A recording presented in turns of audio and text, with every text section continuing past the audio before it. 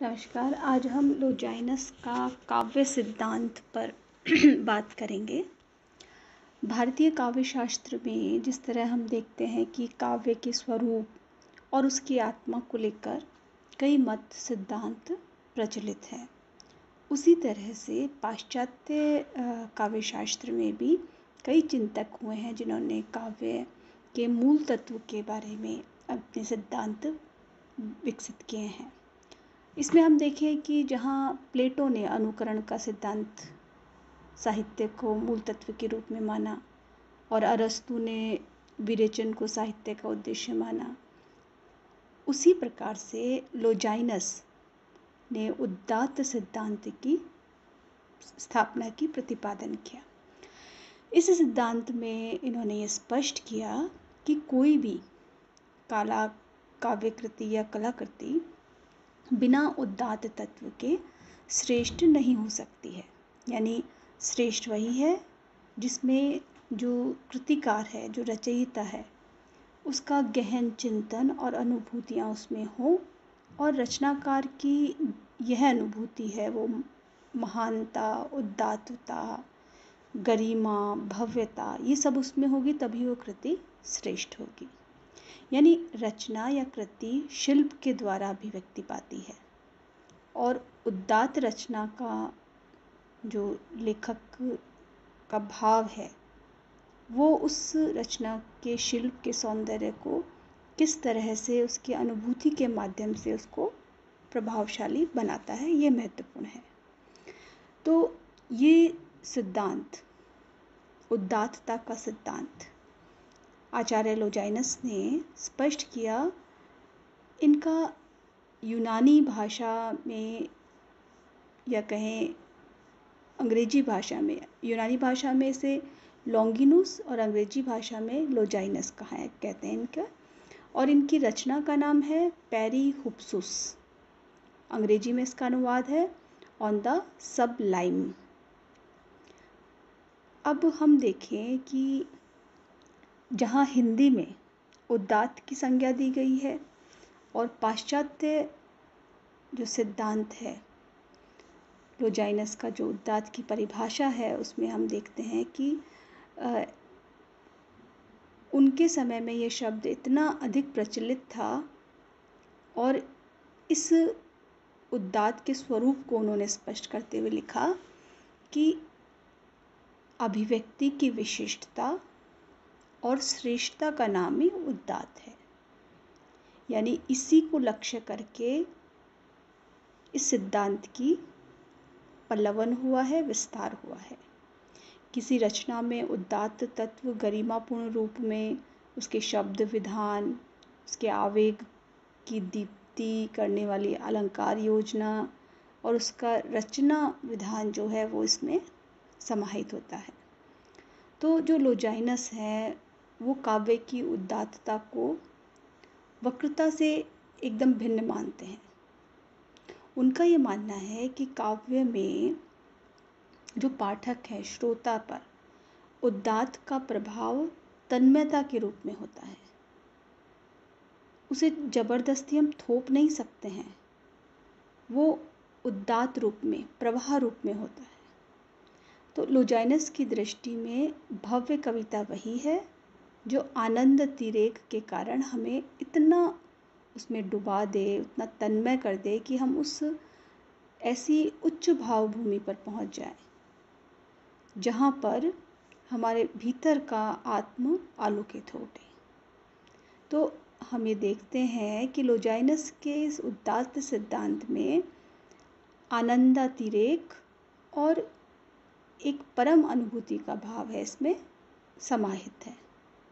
उदात्त के स्वरूप के अंतर्गत लोजाइनस में मनोवैज्ञानिक और व्यवहारिक दोनों दृष्टियों को सामने रखा है उन्होंने, और इस आधार पर हम उनके सिद्धांत को देखें तो लोजाइनस ने काव्य को श्रेष्ठ बनाने वाले तत्वों के बारे में सिद्धांत में विचार किया है और उन्होंने एक ऐसी महान विचारों को संगठित अलंकार योजना, अभिजात्य पद रचना और सबसे महत्वपूर्ण जो बात उन्होंने रखी है कि इस उदात्त प्रवाह में, तन्मयता आनंद अतिरेक के प्रवाह में वो 3 तत्वों को बाधक मान रहे हैं। एक तो वागाडंबर को, वागाडंबर की बालदेयता, यानी आप वाग आडंबर कर रहे हैं और उस पर जबरदस्ती थोप रहे हैं, बलपूर्वक उस पर आरोपित कर रहे हैं। और दूसरा है भाव आडंबर, जो भावनाओं को आप अतिरेकता के माध्यम से उस पर थोप रहे हैं, उस पर आरोपित कर रहे हैं। इन तत्वों को उन्होंने उदात्तता के उसमें श्रेष्ठ कृति के रूप में बाधक माना है। अब उनका उदात्त मूल आधार क्या है, इस पर हम चर्चा करें तो उनका कहना है कि लेखक की जन्मजात प्रतिभा पर आधारित जो रचनाकार है उसकी शिक्षा दीक्षा से विचारों का या कहीं अभ्यास पर निर्भर करता है। इन विचारों पर प्रश्न करते हुए कहते हैं कि वो मध्य मार्ग का अनुकरण करते हुए कहते हैं कि उदात्त न तो सर्वथा प्रतिभा सापेक्ष है और न पूर्णतः अभ्यास सापेक्ष। यानी उदात्त का आधार व्यक्ति का कोई एक पक्ष, एक गुण या एक प्रवृत्ति नहीं है, उसके पीछे क्या है, उसका संपूर्ण व्यक्तित्व की झलक है। यानी न तो उसके अंदर हम अभ्यास को पूर्णतः मान सकते हैं, न उसकी प्रतिभा को। तो उदात्त का सृष्टा उदात्त व्यक्तित्व ही हो सकता है। यानी महान प्रतिभाशाली जो उच्च कहें कि चरित्रवान व्यक्ति ही उदात्त से परिपूर्ण हो सकता है। इस संबंध में हम देखें कि लोजाइनस का कहना है कि उदात्त आत्मा की महानता का प्रतिबिंब है। सच्चा उदात्त केवल उन्हीं में प्राप्य है जिनकी चेतना उदात्त एवं विकासोन्मुख है। यह सर्वथा स्वाभाविक है कि जिनके मस्तिष्क उदात्त धारणाओं से परिपूर्ण हैं, उन्हीं की वाणी से उदात्त शब्द झनकृत हो सकते हैं। तो इस परिभाषा में हम देखें कि लोजाइनस क्या कह रहे हैं कि उदात्त आत्मा की महानता प्रतिबिंब है। यानी अगर आपकी आत्मा उदात्तमय है तो आपके विचार भी उदात्तमय होंगे। आपकी चेतना उदात्तमय है तो आपकी प्रतिक्रिया, आपके मस्तिष्क, आपके विचार, आपकी धारणा, आपकी वाणी, उन सब में आपकी उदात्तता आई। तो कहने का मतलब क्या हुआ कि आपका पूरा व्यक्तित्व ही उदात्तमय होगा, तभी उदात्तमय विचार या लेखन या कृति आएगी। तो उन्होंने इस प्रकार हम देखते हैं कि उदात्त का संबंध केवल प्रतिभा, अध्ययन और भाषा के अध्ययन से नहीं, बल्कि व्यक्ति के समूचे व्यक्तित्व से किया है। तो उदात्त, उन्होंने उदात्त अभिव्यंजना, सृजनात्मक रचनात्मक कौशल, इन सब पर प्रकाश डाला है। और सबसे महत्वपूर्ण विचार एक उनका रहा कि उनका ये मानना है कि इसका प्रभाव क्रमिक नहीं, आकस्मिक होता है और उसके आलोक से जो रचना है वो स्वतः आलोकित हो जाती है। लोजाइनस ने रचना में उदात्त तत्व लाने के लिए 5 स्रोतों पर बात की। एक, उन्होंने माना कि महान धारणाओं की क्षमता, विचारों की भव्यता होनी चाहिए। एक, उन्होंने माना कि भावावेश की तीव्रता। एक, उन्होंने माना कि समुचित अलंकार योजना होनी चाहिए। एक, उन्होंने माना उत्कृष्ट भाषा। एक, उन्होंने माना गरिमामय रचना विधान। और ये पांचों तत्वों में जो प्रथम 2 यानी विचारों की भव्यता, भावावेश, तीव्रता, ये 2 जो हैं वो कवि प्रतिभा के अंग हैं और शेष तीनों कला संबंधी विशेषताएं हैं। अब उनका ये कहना है कि ये स्रोत जो है ये बलापूर्वक नहीं होने चाहिए, आरोपित नहीं होने चाहिए, ये स्वतः विधान में होने चाहिए। लोजाइनस ने शब्द भेद से आत्मा की भव्यता भी कहा है। वही कहते हैं कि उदात्त महान की आत्मा की प्रतिध्वनि होता है। जो उदात्त भाव है वो आत्मा की प्रतिध्वनि है। यदि आत्मा की ये महत्ता नैसर्गिक न हो तो उत्कृष्ट विचार द्वारा उसे प्राप्त किया जा सकता है। लोजाइनस की अवधारणा है कि उदात्त प्रभाव संबंधी धारणा के बारे में उनका ये कहना है कि जो महान विचार हैं, उदात्त विचार हैं, उनकी गरिमा में अभिव्यक्ति से ही उनकी अभिव्यक्ति से ही उदात्त विचार अभिव्यक्त हो सकते हैं, उदात्त सृजना हो सकती है। इसलिए उदात्त का प्रभाव भी कैसा होगा? नैतिक रूप से कल्याणकारी होगा। और इस प्रकार उदात्त साहित्य का प्रभाव नैतिक और कलात्मक दोनों दृष्टियों से उत्तम माना जाता है। तो ये उदात्त जो सिद्धांत है, ये उसका प्रतिफलन है, ये उसका उद्देश्य है कि उदात्त साहित्य होगा तो नैतिक और कलात्मक दोनों दृष्टि से उसकी श्रेष्ठता होगी। तो इस दृष्टि से हम देखें कि लोजाइनस का जो सिद्धांत है वो सिद्धांत एक ऐसे साहित्य की ओर इंगित करता है जो कल्याणकारी भी होगा और कलात्मक भी होगा, जिसमें हम कवि की प्रतिभा का उत्कर्ष देख सकते हैं। जहाँ भावावेश की तीव्रता की बात करते हैं लोजाइनस, अब स्रोत की बात की हमने तो उसमें भावावेश की तीव्रता रही।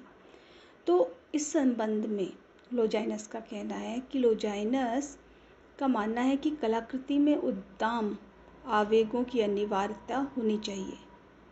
क्यों होनी चाहिए? क्योंकि कृति के महान होने के लिए आवश्यक है कि पाठकों को भावनात्मक उत्तेजना प्रदान करे। भावावेश या भव्य आवेग वे हैं जिनमें आत्मा अपने आप ऊपर उठने लगती है, और ऊपर उठने से क्या होगी? उसमें आनंद और हर्ष उल्लास होगा। यानी उनका कहना है कि आवेग के दो वर्ग उन्होंने बनाए, एक भव्य और दूसरा निम्न। भव्य आवेग में क्या किया? उच्च भावावेश, उत्कृष्ट भावना, आदर, विस्मय, उल्लास, शौर्य, ये सब उसमें समाहित है। और निम्न आवेग का संबंध उन्होंने माना करुणा, शोक और भय से। तो काव्य में उदात्त भरने के लिए उच्च भावावेश का ग्रहण उन्होंने माना, और जो निम्न भावावेश है उससे उन्होंने अपने आप को दूर रखने को कहा। और जहाँ समुचित अलंकार योजना की बात है तो इसमें लोजाइनस का मत है कि अलंकारों का प्रयोग इस कुशलता से होना चाहिए कि जो श्रोता है, पाठक है, उसका ध्यान अलंकार पे न जाए, वह स्वतः उस सौंदर्य और चमत्कार में खो जाए। वो अलंकार की चमत्कृतता में न करे, अपितु आनंद हेतु होना चाहिए। इसीलिए लोजाइनस ने अतिशय मूलक अलंकारों को उदात्त का हेतु माना है। उनका कहना है कि विस्तारणा, शब्दोक्ति, प्रश्नालंकार, विपर्य, व्यतिक्रम, पुनरावृत्ति, संचय, सार, रूप परिवर्तन, अतिशोक्ति, ये सब है अलंकार। इनमें उदात्त विद्यमान रहता है, और इसीलिए लोजाइनस ने उदात्त के लिए अलंकारों का सहज और औचित्यपूर्ण होना अनिवार्य माना है। और जहाँ उन्होंने गरिमा में रचना विधान की बात की है और जहाँ भाषा की बात की है, तो भाषा में उन्होंने माना है कि भाषा की उत्कृष्टता पर बल दिया उन्होंने। उनका कहना है कि उदात्त की अभिव्यक्ति भाषा के माध्यम से होती है, तो इसलिए पदावली का विषयानुकूल, उपयुक्त प्रभाव और सुगुम्फित होना अनिवार्य है। यानी भाषा में प्रभावी शब्दावली का, उपयुक्त शब्दावली का, गरिमा, ओज, इन सब गुणों का समावेश होना आवश्यक है। और जहाँ रचना विधान की बात की तो उसमें उनका कहना है कि जो रचना विधान है, शब्द योजना है, वो निश्चित एक क्रम की होनी चाहिए। विभिन्न तत्वों का पारस्परिक सामंजस्य गरिमापूर्ण ढंग से होना चाहिए। कि जैसे वो उदाहरण कहते हैं कि शरीर के जैसे विभिन्न अवयव हैं, पर वो स्वतंत्र रूप में उनकी कोई महत्ता नहीं है जब तक कि वो पूरा मिलकर एक शरीर की रचना न करें। तो समस्त तत्वों के संयोग द्वारा ही गरिमामय कृति की रचना होती है, इस पर उन्होंने बल दिया। और इस दृष्टि से हम देखें कि जो उदात्त सिद्धांत है लोजाइनस का, वो पाश्चात्य समीक्षा की देन है। उदात्त जीवन के जो अर्जित पक्ष की अभिव्यक्ति है, जीवन की जो विवेचना भारतीय काव्यशास्त्र की दृष्टि से हम देखें तो उसमें जहाँ भारतीय काव्यशास्त्र की पूर्णता में ओज के साथ माधुर्य गुण भी है, वीर और अद्भुत रस भी है, श्रृंगार और हास्य रस भी है, संपूर्णता है, वहीं लोजाइनस की धारणा में हम देखते हैं कि एकांगिकता दिखाई देती है। और इन्होंने अपने ग्रंथ की रचना भाषण शास्त्र के रूप में की थी, काव्य शास्त्र के रूप में नहीं की थी। और यही एक प्रभाव जो इसका रहा कि इन्होंने अपने सिद्धांत में जीवन के जो उदात्त अर्जित पक्ष की अभिव्यक्ति की है। तो इस तरह से हमारा ये उदात्तता का सिद्धांत हुआ।